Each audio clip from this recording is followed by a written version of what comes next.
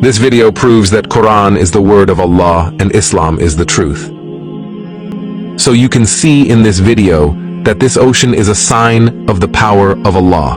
Before continuing the video, I request you to share this video with everyone so that they also know that the Quran is the truth and the word of Allah.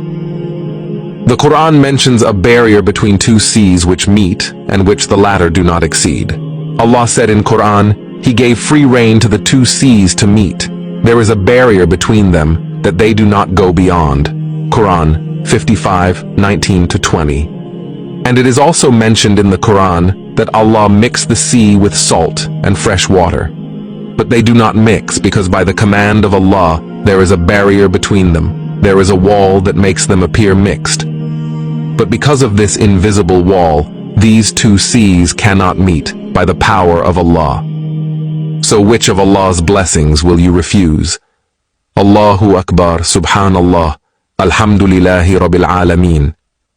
Say, Allahu Akbar in the comments and share this video with everyone to get rewards.